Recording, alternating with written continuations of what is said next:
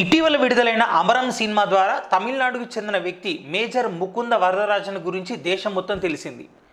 అదే 2014లో వరదరాజన్తో పాటు అశోక చక్ర అనే సైనిక పురస్కారాన్ని పొందిన ఒక తెలుగు రాష్ట్రాలకు చెందిన పోలీస్ ప్రసాద్ బాబు అనే వ్యక్తి గురించి మాత్రం మన తెలుగు వాళ్ళకు కూడా తెలియదు. ఇద్దరు ఒకే సంవత్సరం అశోక చక్ర పురస్కారం పొందారు.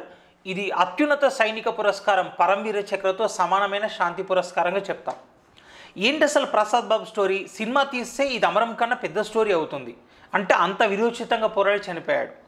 విశాఖపట్నం జిల్లా మార్టూరుకు చెందిన ప్రసాద్ బాబు అలియాస్ కరణం లీలా వెంకట శ్రీహరి నాగవరావు ప్రసాద్ 1981 డిసెంబర్ 2న జన్మించాడు. ఇతని తండ్రి వెంకటరమణ నాయుడు కూడా పోలీస్ డిపార్ట్మెంట్లో కానిస్టేబుల్గా పనిచేసి అంచెలంచెలుగా ప్రమోషన్లు పొందడం జరిగింది. 2004లో ఏపీ పోలీస్ శాఖలో ఉద్యోగం పొందినటువంటి ప్రసాద్ బాబు ఆ తర్వాత నక్సల్స్ ఏరివేత కోసం ఉద్దేశించిన గ్రేహౌండ్స్లో పోస్టింగ్ పొందాడు.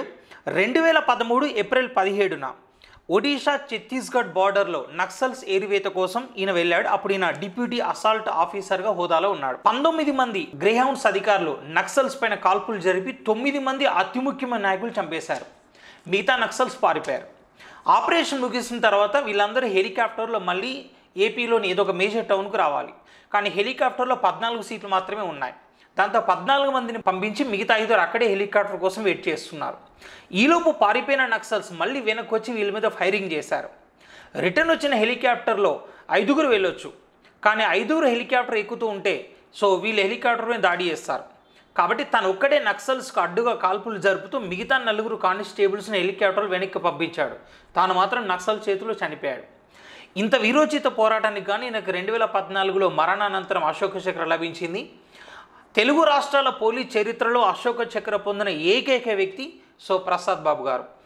ఇతను ఏప్రిల్ 17, 2013లో మరణించడం జరిగింది. ఈ వీడియోను మన తెలుగు వాళ్ళందరికీ షేర్ చేయండి.